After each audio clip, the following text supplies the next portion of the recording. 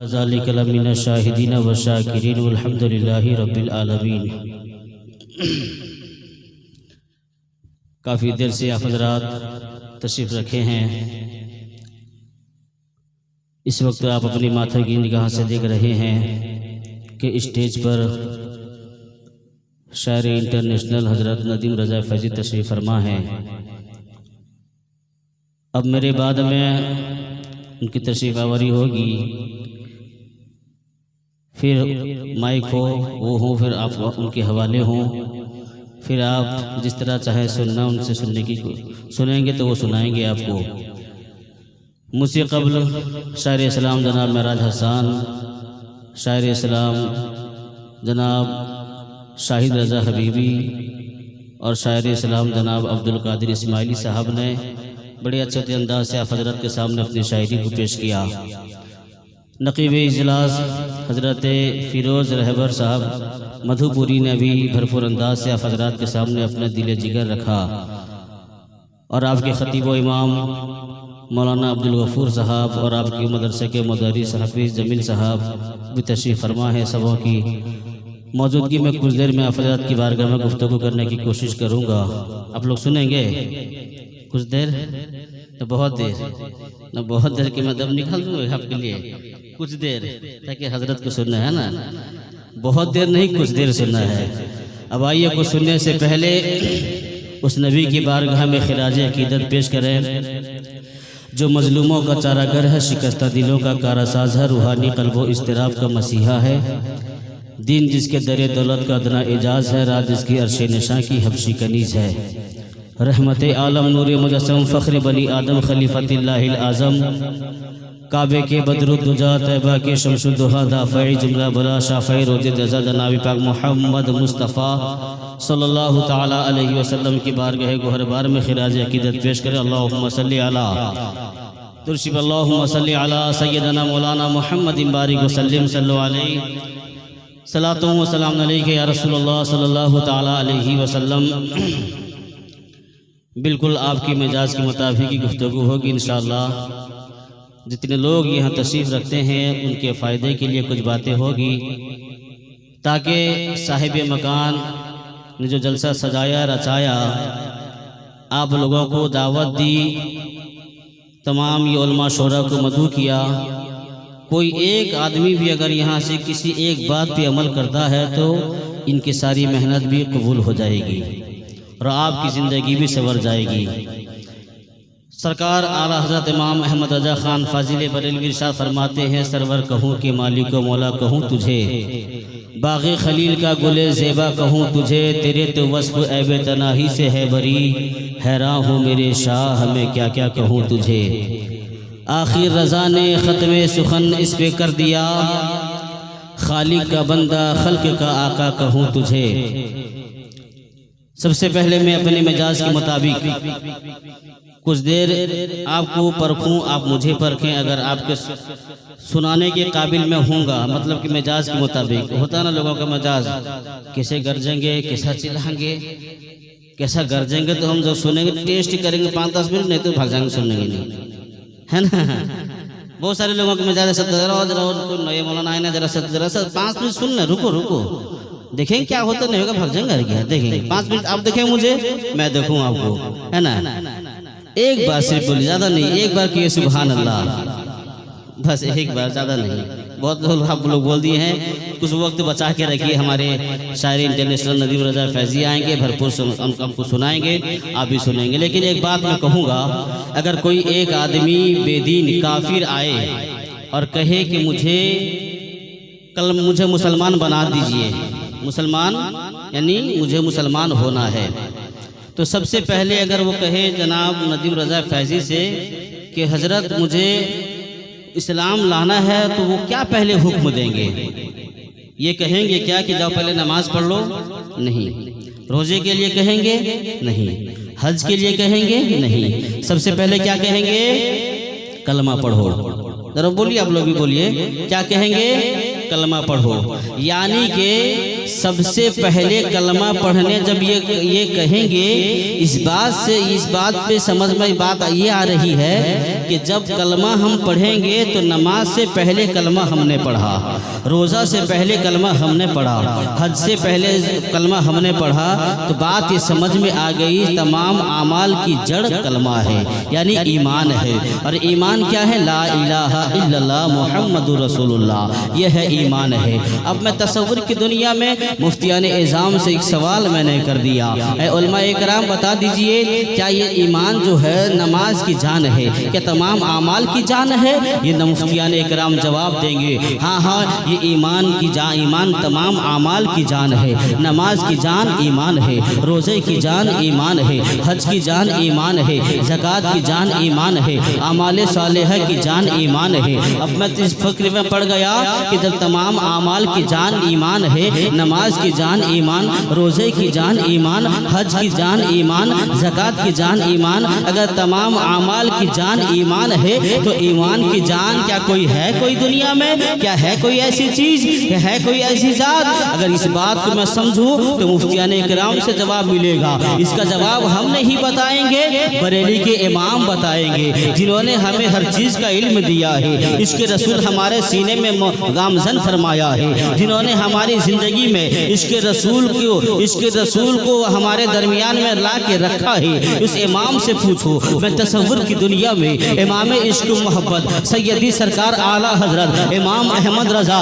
खान फाजिल बरेलवी अलैहि रहमत रिजवान की बारगाह में तसव्वुर की दुनिया में मैंने सवाल किया, ऐ इमाम इश्क मोहब्बत बता दीजिए, ये ईमान कहती है, नमाज कहती है ईमान मेरी जान है, रोज़ा कहता है ईमान मेरी जान है, हज कहती है ईमान मेरी जान है, ज़कात कहती है ईमान मेरी जान है, हज कहता है ईमान मेरी जान है, आमाले सालेह कहते हैं ईमान मेरी जान है, क्या ईमान की भी कोई जान है? इमाम इश्क मोहब्बत ने कलम उठाया और इश्क मस्ती में फरमाया, हाँ हाँ ये बात सही है, नमाज की जान ईमान है, रोज़े की जान ईमान है, हज की जान ईमान है, ज़कात की जान ईमान है, लेकिन याद रखना ईमान की भी कोई जान है, ईमान की जान कोई और नहीं बल्कि फरमाया अल्लाह की सरताब कदम शान है ये, इंसान नहीं, इंसान वो इंसान है ये।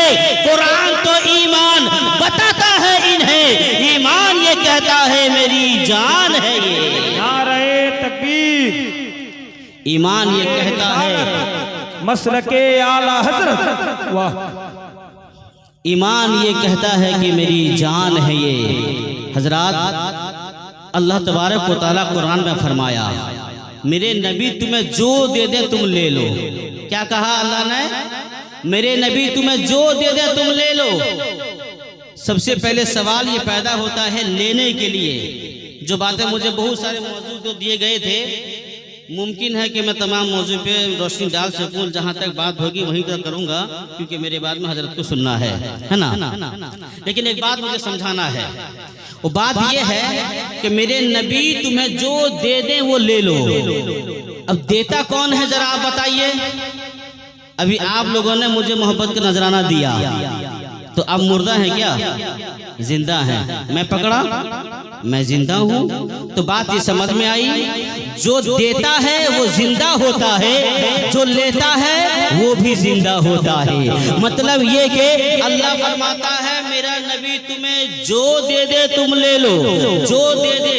ये आयत ही बता रही है मेरे मुस्तफ़ा कल भी जिंदा थे, मेरे मुस्तफ़ा आज भी जिंदा है, सुबह कयामत तक जिंदा रहेंगे। बल्कि मेरे इमाम ने फरमाया या रसूल अल्लाह तू जिंदा है वल्लाह, तू जिंदा है वल्लाह। मेरे चश्मे आलम से छुप जाने वाले मेरे मुस्तफ़ा कल भी जिंदा थे, आज भी जिंदा है, सुबह कयामत तक जिंदा रहेंगे। किस लिए जिंदा है? अरे कैसे जिंदा है? ये चांद का निकलना इस बात की गवाही है कि मेरे मुस्तफ़ा जिंदा है। ये सूरज का निकलना और डूबना इस बात की गवाही है कि मेरे मुस्तफ़ा जिंदा है। ये फजाओं का चलना इस बात की गवाही है मेरे मुस्तफ़ा जिंदा है। आपका यहाँ आना इस बात की गवाही है कि मेरे मुस्तफ़ा जिंदा है। ये उलमा और शोराओं की टीम का यहाँ आना इस बात की गवाही है मेरे मुस्तफ़ा जिंदा है। ये जलसा सजाना इस बात की गवाही है मेरे मुस्तफ़ा जिंदा है। अगर बात ये है तो खुल के ऐलान ये कहा जाएगा कि खुल के ऐलान यही कहा जाएगा, मेरी सुबह जिंदा है, हमारी शाम जिंदा है, हमारी सुबह जिंदा है, हमारी शाम जिंदा है, हमारे दिल की तख्ती पे मोहम्मद का नाम जिंदा है। नारे तकबीर, हमारे रिसालत, मसरके आला हजरत। हमारी शाम जिंदा है, हमारे दिल की तख्ती पे मुस्तफ़ा का नाम जिंदा है।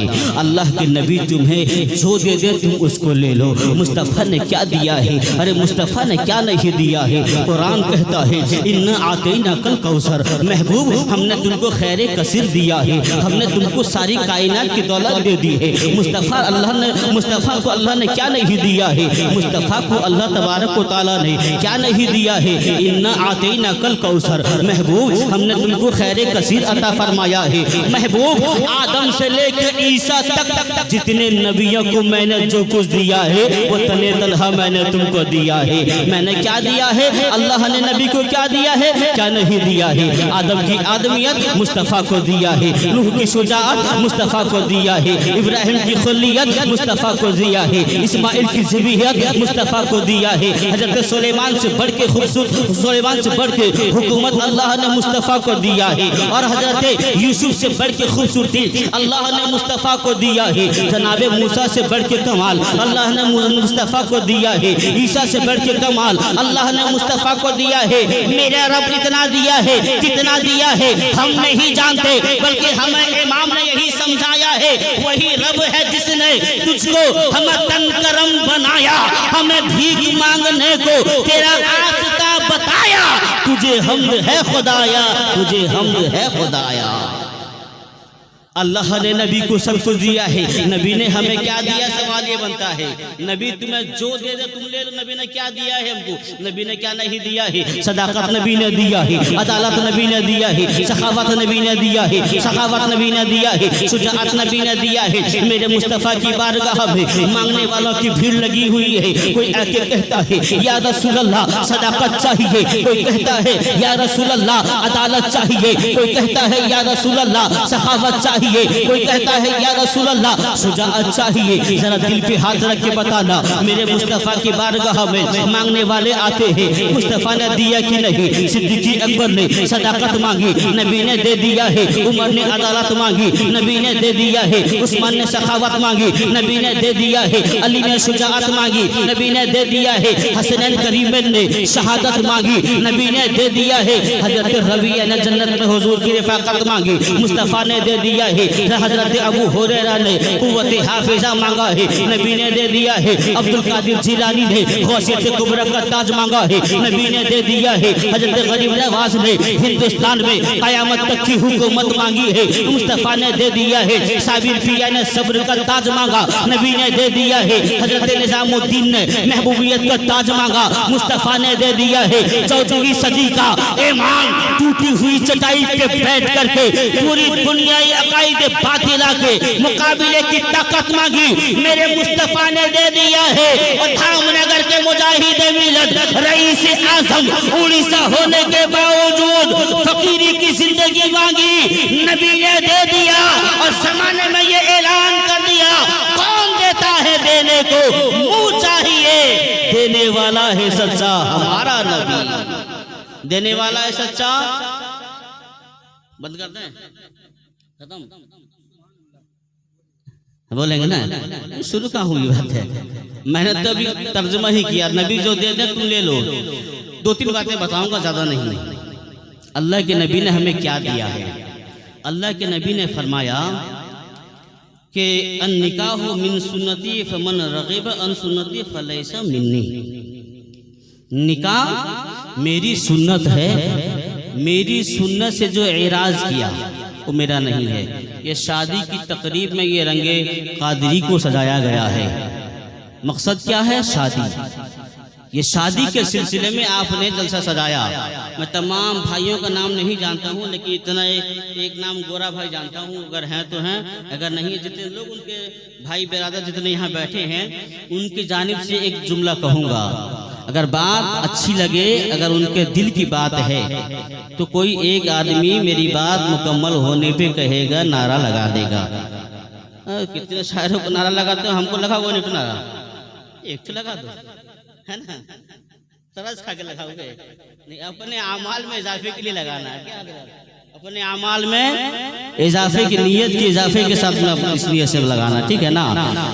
ये जलसा आज अल्लाह ने अगर किसी को दौलत दिया है, दौलत का इस्तेमाल इंसान इस तरीके से करता है। शादी अगर घर में सजाई जाए, रचाई जाए, तो कोई गाना बजाता है, कोई डीजे बजाता है, कोई लड़कियां लाके नचाता है। अनेक दुनिया में जरासीम गुनाह के हो रहे हैं, गुनाह पे गुनाह, गुनाहों पे गुनाह, गुनाहों पे गुनाह हो रहे हैं। लेकिन वह हरे गोरा भाई और आपके रफ़क़ा, आपके साथी, घर में शादी सजाई गई, आपने क्यों नहीं लौरों की तरह अपने पैसे को किसी गैर शरई काम में खर्च कर दिया होता। आखिर ये बात क्या है? आपने जलसा सजाया है, आपने अपने साथियों को दावत दे के बुलाया है, और नदीम रजा फैजी जैसे शायर को और हमारे दीगर शोरा को बुलाया है। आखिर ये बात क्या है? क्या इसलिए कि आपका नाम हो जाए, इसीलिए कि आपकी शोहरत हो जाए, आपने क्यों बुलाया है, आपने क्यों बुलाया है? जबकि दुनिया में हम देखते हैं जहाँ शादी होती है वहाँ कहीं और काम होते हैं, कहीं गाना बजता है, कहीं डीजे बजता है, नाच की महफिल होती है, वहाँ पे रुक्स सुरूर की महफिल होती है। आखिर ये बात क्या है? आपने इतना क्यों कहा है? तो एक ही जवाब मुझे जनाब गोरा भाई और उनके तमाम साथियों ने, उनके तमाम भाइयों ने, उनके तमाम बिरादरों ने एक ही जुमला कहा, मौलाना नियाज, हमारे घर पे खुशी हो कि गम हो, अपना तो एक ईमान है, अपना तो एक अकीदा है। मैंने कहा क्या है? कहा अपना तो सब कुछ गुंबदे खजरा कल भी था और आज भी है, अपना तो सब कुछ गुंबदे खजरा कल भी था और आज भी है। मेरे नबी से मेरा रिश्ता कल भी था और आज भी है। बतला दो गुस्ताखे नबी को, गैरत सुन्नी जिंदा है, उन पे मर मिटने का जज्बा कल भी था और आज भी है। वाह, जिंदाबाद जिंदाबाद, वाह। अल्लाह के नबी तुम्हें जो दे दे तुम ले लो। अल्लाह के नबी ने कहा निकाह करो, निकाह मेरी सुन्नत है। बहुत सारी मेरे आका की बेशुमार सुन्नतें हैं, लेकिन एक ही सुन्नत पे नबी ने क्यों कहा? इसलिए कि इस निकाह के जरिया इंसान जो अनजान दिल होते हैं आपस में मोहब्बत शुरू होती है। इंसान अपनी जिंदगी के अयाम शुरू करता है यहीं से, और इससे अपनी नस्ल भी आगे बढ़ती है। मेरे मुस्तफ़ा ने कल फरमाया कि शादी करो, शादी को सुन्नत के तरीके पे करना, और शादी को सुन्नत के तरीके पे नहीं करोगे तो याद रखना वबाल आएगा। वबाल क्या? बहुत सारे घर पे देखोगे आप, औलाद नहीं हो रहे हैं, सास बहू के अंदर झगड़ा, ननन भाउज के अंदर झगड़ा, सास बहू के अंदर में पड़ता नहीं झगड़ा। आखिर क्यों? इसलिए कि शादी के दिन हमने शरई काम के खिलाफ हमने काम किया था। और जिस शादी में जलसे हो, अल्लाह के नबी का जिक्र हो, अल्लाह का जिक्र हो, तो शादी बरकत वाली बन जाती है। हम दुआ ये करते हैं, अल्लाह जिस दुल्हा और दुल्हन के सरों पे तूने सेहरा सजाया, उन दोनों जोड़ों को ताज़े सलामत अता फरमाना, उनकी नस्लों से जो औलादे हो औलादे साले पैदा हो। दो तीन बातें यही है कि शादी होने के बाद जब हमारे घर पे कोई दुल्हन आई है, इसका आना क्या है हमारे घर पे? अल्लाह के नबी फरमाते हैं बेटी जहाँ पैदा होती है वहाँ रहमतों का नुज़ूल होता है, रहमतें वहाँ नाजिल होती हैं। और जब वो बच्ची शादी रचा करके अपने मैका से ससुराल आ जाती है तो फिर वो ससुराल में अपने कदम के जरिया बेपनाह बरकतों को लेके आती है। अगर एक दुल्हन हमारे घर पे आई, बरकतों को लेके आई, लेकिन जानते हो एक लड़की जब घर छोड़ती है कितनी चीजों की कुर्बानी देती है वो। एक लड़की जब घर छोड़ती है कितनी चीजों की कुर्बानियां को देकर आती है। हम परदेश जाते हैं, हमसे पूछा जाएगा मौलाना नियाज अगर हम परदेश जाते हैं 2 साल के बाद में हम घर आएंगे नौकरी से लौट करके, लेकिन जाते वक्त में हमें रोना आता है। अगर पूछा जाए कि परदेश में जाने वाला शख्स तो क्यों रो रहा है, वो कहेगा इसलिए मेरा वतन मुझसे छूट रहा है। 2 साल तक मैं अपने वतन से दूर रहूंगा, 2 साल तक अपनी गली कुचों से मैं दूर रहूंगा, 2 साल तक मैं अपनों से दूर रहूँगा, 2 साल तक अपनी माएँ और बहनों से दूर रहूँगा, अपनी माँ और बहनों से दूर रहूँगा, 2 साल तक अपने खेशो अकारीब अपने दोस्तों अहबाब से दूर रहूँगा। मैं कहना चाहूँगा ऐ परदेश जाने वाला इंसान 2 साल के लिए जा रहा है, लौट के आएगा, उम्मीद है कि फिर से आएगा, फिर ये गली कूचे में तेरी जिंदगी गुजरेगी, फिर उसी घर में तेरी जिंदगी का आगाज होगा, फिर अपनों के पास आएगा, फिर अपनों के पास में आएगा, लेकिन तू आएगा तो सही, उम्मीद के साथ जा रहा है। लेकिन मैं कहना चाहूँगा एक औरत जब घर छोड़ के आती है, अपने मैका को छोड़ के आती है, अपने बाप घर को छोड़ के आती है, आने के बाद में उसकी जिंदगी कैसे होती है? जिंदगी ये होती है कि 20 साल तक जिस घर पे वो रही, 20 साल तक या 22 साल तक या 18 साल तक जिस घर पे रही, वो तरह दीवार को सलाम कह के आ गई, जिस दरवाजे पे वो पोछा लगाती रही, उस दरवाजे को छोड़ के आ रही है। जिन सहेलियों के साथ में वो घूमा करती थी, उन सहेलियों को खैराबाद कह के आ रही है। जिन दोस्तों के साथ रहा करती थी, उन्हें छोड़ के आ रही है। अरे हद तो ये है, जिन छोटे छोटे भाइयों को अपनी कोख में उठा करके मोहब्बत के साथ प्यार किया करती थी, उस भाई को घर पे छोड़ आई है, अपनी बहनों को छोड़ आई है, अपनी माँ को छोड़ आई है, अपने भाई को छोड़ आई है, अपने बाप को छोड़ आई है, फकत इसी उम्मीद में मैं जहाँ जाती हूँ वहाँ भी बाप का प्यार मिलेगा, मैं जहाँ जाती हूँ वहाँ माँ का प्यार मिलेगा, मैं जहाँ जाती हूँ वहाँ भाई की मोहब्बत मिलेगी, वहाँ माँ की ममता मिलेगी, वहाँ भावज बन करके, वहाँ ननन बन करके कोई बहन बन जाएगी। लेकिन दुनिया में देखा गया है हर घर की कहानी होती है, अगर मेरी बेटी सोई रहे तो कोई बात नहीं है, मेरी बहू सो जाए तो फिर झगड़ा शुरू होता है। झगड़े में शुरुआत होती है कि तेरे माँ बाप ने यही सिखाया है, तेरे माँ बाप ने यही बताया है कि आज सूरज निकल आया है, अब तक तूने आंगन में झाड़ू नहीं लगाई है। अरे होना तो ये चाहिए था, एक सास उठती और कह देती मेरी बेटी जा देख तेरी भाभी की तबीयत खराब है, क्या कुछ परेशानी हुई है? अरे वो अपनों को छोड़ के आई है, दिल में कितना गम होगा, अपनों को छोड़ के आई है, या गम का पहाड़ होगा, अपनों को छोड़ के आई है, यहाँ पे दिल चूर चूर होता होगा। कभी शाम में आपके साथ काम तो कर रही है, लेकिन बाप को याद कर रही है, आपके साथ में चाय बना के दे रही है, खाने बना के दे रही है, आपके कपड़े धो रही है, लेकिन देखना कभी उसके दिल की कैफियत देखी, वो माँ को याद करके रोती होगी, कभी बहन को याद करके रोती होगी, कभी छोटे भाई को याद करके रोती होगी। अगर हमने अपने घर में बहू को बहू के बजाय अगर हम वहाँ पे एक बेटी समझ लेते तो उस घर में कभी भी बर्बादी नहीं बल्कि ये शादी आबादी कहलाती। अगर जिस घर में बहू को बेटियां नहीं समझी जाएगी वो शादी आबादी नहीं बल्कि बर्बादी नजर आएगी। मेरे मुस्तफ़ा ने फरमाया बच्चियों के साथ में हुस्न सलूक करो। जहाँ एक सास के लिए बहू का हक अदा करना है, वहाँ सास का भी बहू के लिए हक है, उसे प्यार दो। ससुर के लिए भी हक है, प्यार दो। लेकिन क्या वजह है कि आज का दुनिया का आदमी शादी के बाद में आज हमारे मैके से जो लड़कियां आती हैं कुछ खराबियां उनमें भी यहाँ होती है। वो क्या होती है कि वो अपने घर पे रहती थी, जिस घर पे रहती थी अगर जो 5 महल्ला के घर होगा, अगर जो 5 मंजिले की घर का मकान होगा, लेकिन अगर वो गरीब घर में आ जाती है, अपने स्टेटस दिखाती है, हम ऐसे घर पे आ गई, हमारा नसीबा ऐसा बन गया है, हम यहाँ आएंगे इन्हें खाना बना के देंगे, इन्हें कपड़ा धुल के देंगे, इनके पाँव दाबेंगे, ऐसी बात वो सोचते हैं। लेकिन भूल गए कि अब मेरा घर तो यही हो गया है, जीना मरना यही हो गया है, अब मैं लौट के नहीं जाऊंगी मेरे घर को, अब मेरा घर तो यही हो गया है। मेरे बाप का घर मेरे लिए अजनबी कहलाएगा, मेरे बाप का घर मेरे लिए अजनबी कहलाएगा।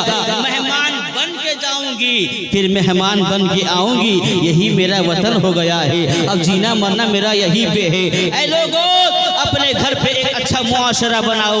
मुआशरा बनाने के लिए शर्त ये है कि सबसे पहले मुस्तफ़ा की तालीम सीखनी होगी। वो तालीम तुम्हें कहाँ मिलेगी? वो तालीम तुम्हें मदरसा में मिलने वाली है। याद रखना आज जमाने वाले इस मदरसे को मिटाने की कोशिश कर रहे हैं। आज दुनिया ये चाहती है कि जहाँ से तालीम दी जाती हो बच्चों को, वो तालीम याफ्ता मदरसा को आज निस्त नाबूद कर दिया जाएगा। आखिर क्यों? ये दुनिया जानती है कि अगर मदरसा आबाद रहेगा, इल्म दीन का चिराग यहाँ जहाँ से फैलेगा इसकी रोशनी घर घर तक जाएगी। और जब इल्म दीन हर घर में फैलेगी तो हम इस मुसलमानों को भड़का नहीं सकेंगे, मुसलमानों को बर्बाद नहीं कर सकेंगे। इसलिए वो चाहते हैं कि इस्लाम मिट जाएगा। इस्लाम को मिटाने के लिए पहले मदरसा को मिटाना पड़ेगा। लेकिन याद रखना ये उलमाए कराम गवाह है इस बात की, सदियां गुजर गई है, आज ये नए दुश्मन नहीं है, दुश्मन जमाने से चलते हुए आए हैं और जमाने में चाहते हैं कि इस्लाम के मिटाने के लिए मदरसा को मिटाना पड़ेगा।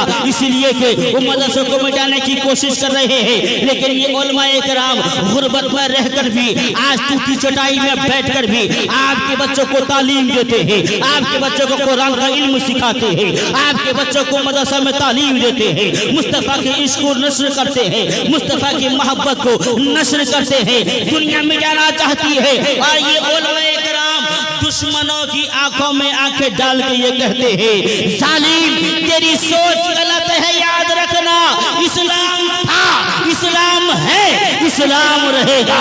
इस्लाम था, इस्लाम है, इस्लाम रहेगा। इस्लाम की गर्दन पे हुसैन इब्न अली का एहसान था, एहसान है, एहसान रहेगा। लेकिन सबसे पहले बच्चों को तालीम सिखाना, इल्म दीन सिखाना। इल्म दीन अगर वो बच्चा सीखेगा तो वो जानेगा मेरी माँ के कदमों के नीचे जन्नत है, मेरे बाप उसी जन्नत का दरवाजा कहा गया है। अगर वो बच्चा बड़ा होगा, चाहे बीवी उसको भटकाए, चाहे हालात उसको भटकाए, कभी माँ बाप से वो दूर नहीं हो जाएगा। और नौजवानों, आपको मेरा एक पैगाम ये रहेगा, आप कभी भी अपने माँ बाप से कभी दूर होने की कोशिश न करना। ये सोचना कि मेरे माँ बाप बूढ़े हो गए हैं, इनको मैं सता करके मैं आबाद रह जाऊंगा।